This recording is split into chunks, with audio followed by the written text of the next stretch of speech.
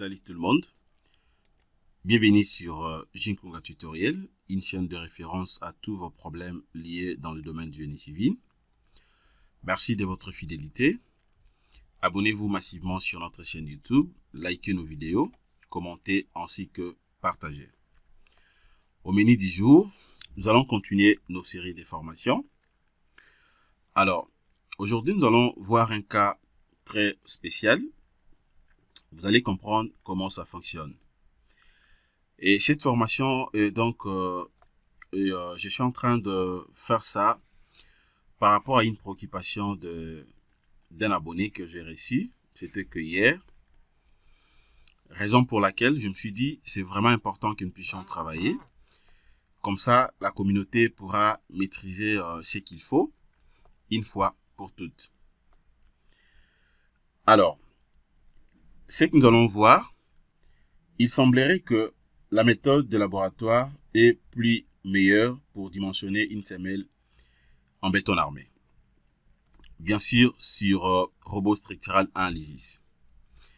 Et donc, vous le savez très bien, pour dimensionner une semelle isolée, en béton armé, même une semelle filante, voilà, donc, il y a un astuce très capital sur l'option géotechnique qui vous permet de choisir la méthode de calcul. Il y a plusieurs méthodes.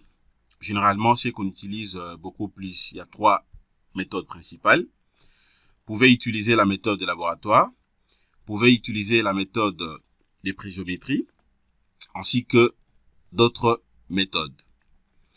Mais selon les analyses de plusieurs personnes, il semblerait que la méthode de laboratoire est la plus meilleure méthode à utiliser pour dimensionner donc une semelle isolée, mais aussi une semelle filante. Voilà, donc nous allons voir ça ensemble avec moi et vous allez comprendre si cela est vrai ou cela est faux. Ok? Restez connectés. Donc, on commence notre formation juste après le générique.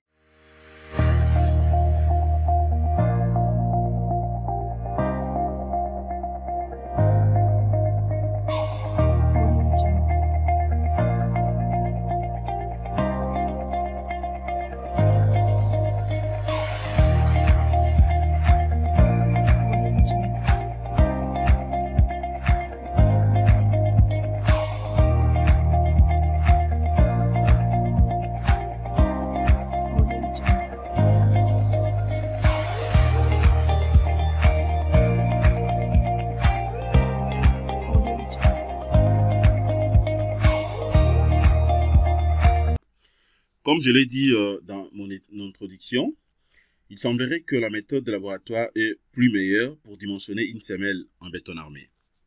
Ok? Alors, ce que nous allons voir, premièrement, à travers ces projets, ça c'est un bâtiment R+2.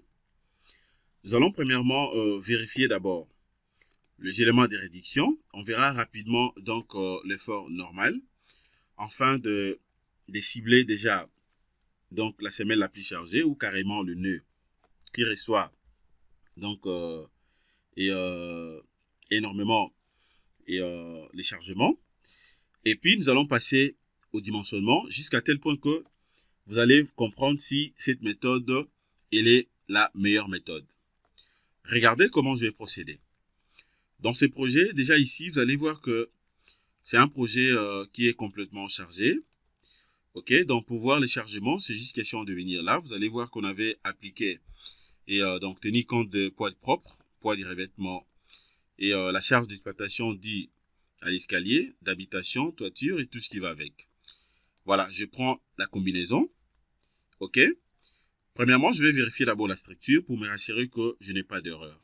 Tout est bien. Je ferme. Et puis, je vais relancer les calculs. Je relance les calculs, c'est bon. Maintenant, je viens là, je prends résultat, diagramme barre. OK.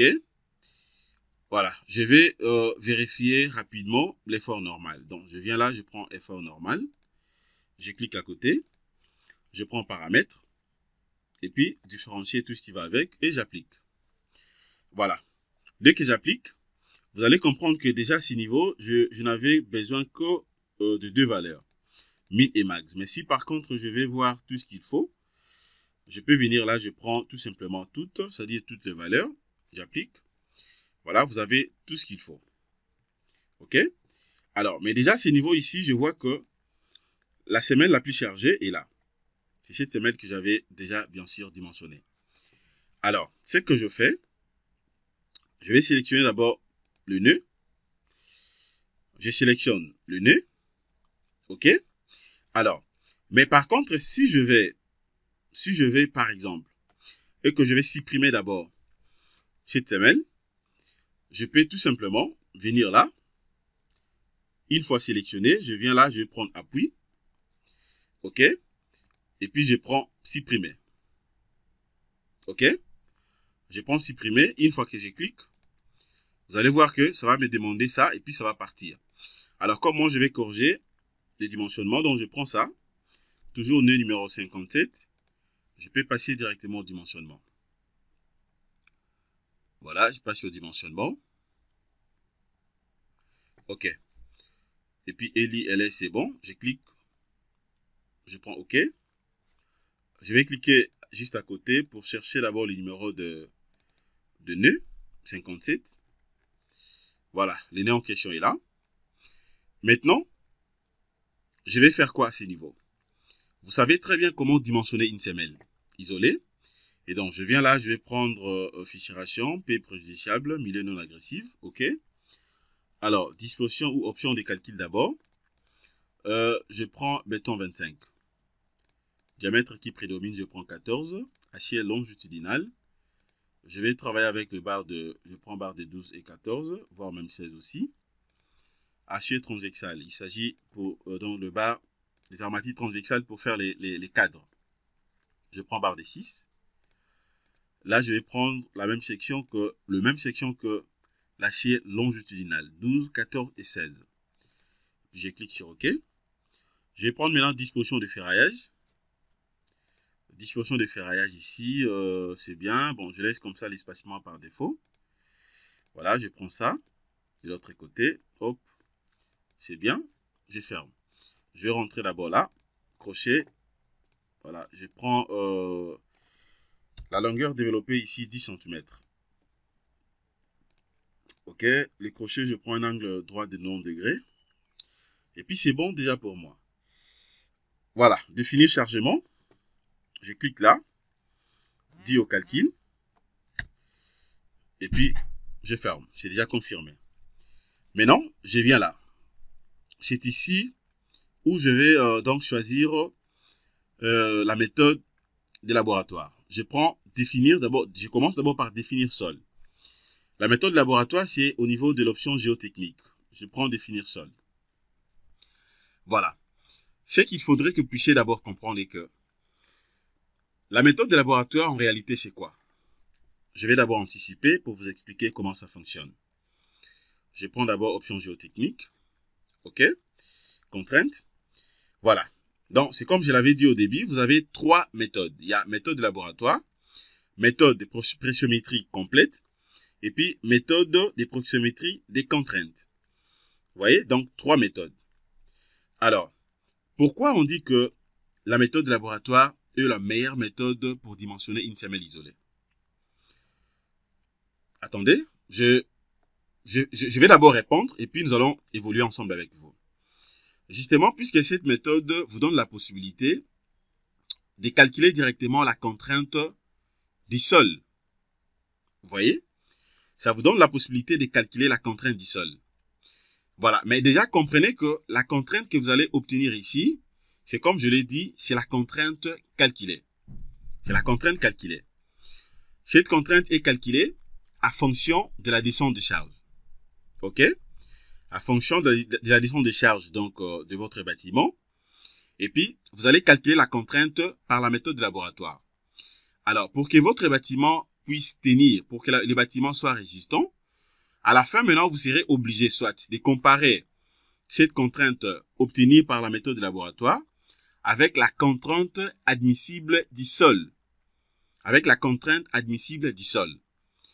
Si cette contrainte calculée, la contrainte de laboratoire calculée fonction de la distance des charges calculée est inférieure à la contrainte admissible du sol, c'est là où vous allez conclure que le bâtiment va tenir, ou le bâtiment tient. Mais si par contre cette contrainte est supérieure, eh ben, il faudrait que vous puissiez déjà mettre en tête que il y a un peu de soucis. Pourquoi je dis un peu? Un ingénieur est là pour trouver des solutions. Vous voyez? Donc, il ne faudrait pas que vous puissiez dire que c'est impossible de réaliser cet ouvrage. D'abord, il faudrait que vous puissiez mener, donc faire des analyses. Comparer d'abord l'écart qui existerait entre cette contrainte calculée et la contrainte admissible du sol.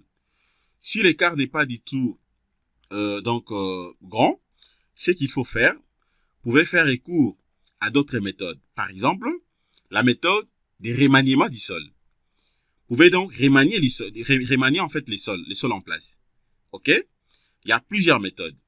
Soit, vous pouvez faire donc des radiers sablés par exemple, ou bien également, vous pouvez créer d'autres couches qui va vous aider de manière à ce que vous puissiez renforcer donc la contrainte admissible du sol. Dès que la contrainte est renforcée, vous allez voir que le bâtiment va tenir sans problème. Alors, pourquoi on dit que cette méthode est la meilleure méthode? Justement, puisque ça vous donne la possibilité de calculer la contrainte du sol. La contrainte du sol à fonction de la distance des charges. C'est-à-dire, déjà à ce niveau, si vous avez déjà de l'expérience, même si vous n'avez pas une contrainte admissible du sol, rien qu'à travers la contrainte calculée ici, vous pouvez aussi réaliser les projets. Vous pouvez réaliser les projets, il n'y a pas de souci. Eh bien, il faudrait que vous puissiez tout simplement être prudent et faire aussi des analyses, comme je viens de le dire là. Alors, je vais vous montrer maintenant, nous allons voir comment je vais calculer la contrainte à partir et donc de la méthode de laboratoire. Avant d'arriver ici, ce qu'il faut faire, d'abord je vais rentrer sur définir sol. Alors, pour bien appliquer la méthode de laboratoire, premièrement, vous êtes obligé d'abord de comprendre d'abord la stratification du sol. C'est-à-dire, dès que vous allez au chantier, bien sûr au terrain, vous pouvez faire des sondages. Comme on dit, les sondages soit in situ. Vous creusez par exemple à une profondeur qui peut aller soit d'1 mètre, voire même plus que ça. 1 mètre, donc ça dépend, bien sûr, ça dépend aussi donc du projet. Si vous réalisez un projet peut-être R+3 ou R+4, voire même plus que ça, R+3, R+4, déjà vous pouvez creuser soit jusqu'à une profondeur, soit de 3 mètres. Juste pour bien comprendre d'abord la stratification du sol. OK? Puisqu'il ne faudrait pas seulement que regarder ou visualiser les sols en place et donc dans le périphérique, juste au seuil, pour conclure que ici il y a présence des sables ou bien présence de l'argile. OK? Mais par contre, si vous creusez à une profondeur bien définie, c'est là où vous serez maintenant à mesure de bien décortiquer s'il s'agit de quel type de couche. Est-ce que vous avez 3 types de couches, des types de couches, différentes bien sûr, ou bien vous n'avez pas 2, peut-être 3, voire même 4.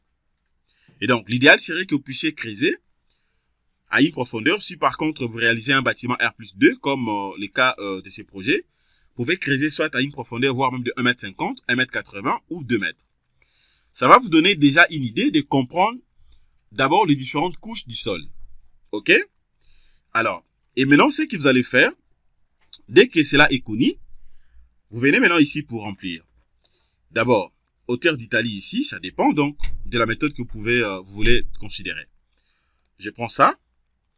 Voilà, je viens là, le niveau supérieur de la semelle. Ça dépend. À ce qui nous concerne, je considère ça 0,0.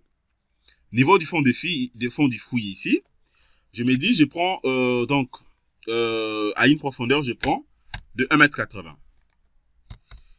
OK, 1,50 m, 1,80 m. Bon, je prends 1,80 m. 1,80 m. Alors, est-ce qu'il y a présence de l'eau? OK, s'il y en a, et donc c'est à vous de définir ici.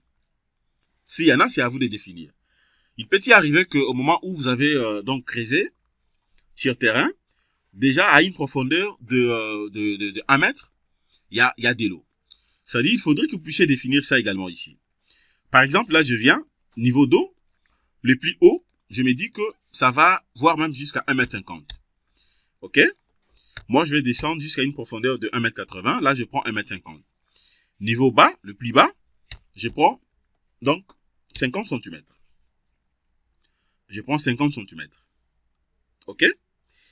Alors, maintenant, je viens de l'autre côté. Je vais définir maintenant les différentes couches du sol. Je me dis, après analyse, première couche que j'ai ici, c'est les sables. OK, c'est les sables. Alors, je prends, c'est les sables graves compacts. Deuxième couche, je me dis, il y a présence de l'argile et l'imomou. Troisième couche, je me dis, il y a présence de l'argile très ferme et dure. Et donc, je me dis qu'après peut-être, donc après analyse, je me rends compte que le sol en place, j'ai 3 différentes couches du sol. Je mets ça. Et maintenant, je viens ici pour définir maintenant l'air profondeur. Comment je fais ça? Je peux venir là. L'épaisseur, je me dis, à une profondeur déjà de... je me dis à une profondeur de combien? Je prends 1,50 m, voilà. À 1,50 m. OK, là, je descends 1,50 m. Et puis là, je peux prendre même à 1,80 m. OK, je prends 1,80 m. Voilà, pour dire que la différence est de 30 entre les deux. OK, et de 30. Et c'est bon. Dès que c'est fini, attendez, là, je vais encore une fois de plus confirmer. J'avais pris 1,50. OK, 1,50. Là, j'avais pris 50 cm. Et puis, j'applique. Voilà, la configuration est là. Et donc, ici, déjà, concernant les sols, ça dépend de tout un chacun. C'est comme je viens de dire, ça dépend de tout un chacun. Ça dit, ça dépend de ce que vous avez exactement. OK? Alors, dès que je termine ici, c'est tout pour moi. Et déjà, vous allez comprendre que la méthode de laboratoire que moi, je vais utiliser, ça va donc, cette méthode va m'aider de calculer la contrainte du sol. La contrainte du sol, à fonction, bien sûr, de 3 couches que j'ai insérées ici. Et la contrainte, ça sera la contrainte calculée, la contrainte du sol. Mais ça ne sera pas la contrainte admissible du sol. OK? Là, c'est la contrainte du sol qui est dit, donc, qui est fonction de la descente de charge. Je ferme. Maintenant, je viens là. Je prends option géotechnique. À ce niveau ici, bon, je vais augmenter un tout petit peu. Je prends 1,25 m comme coefficient de glissement, 1,25 comme coefficient de renversement. Et la contrainte maintenant ici, je ne suis pas obligé d'insérer la contrainte. Je viens tout simplement cocher la méthode de laboratoire. Voilà pourquoi cette méthode est la meilleure méthode. Dès que je coche, je clique sur OK. C'est tout. Et là, eh ben, je peux que lancer les calculs. Et avant de lancer les calculs, je viens là. Je prends paramètres du dessin. OK, je vais cocher diamètre, longueur, espacement, description. Voilà, je vais voir d'abord comment ça va apparaître. Voilà. Et puis là, je viens, je lance les calculs. Voilà. Une fois lancé les calculs, regardez à quoi ça ressemble. Regardez à quoi ça ressemble. OK?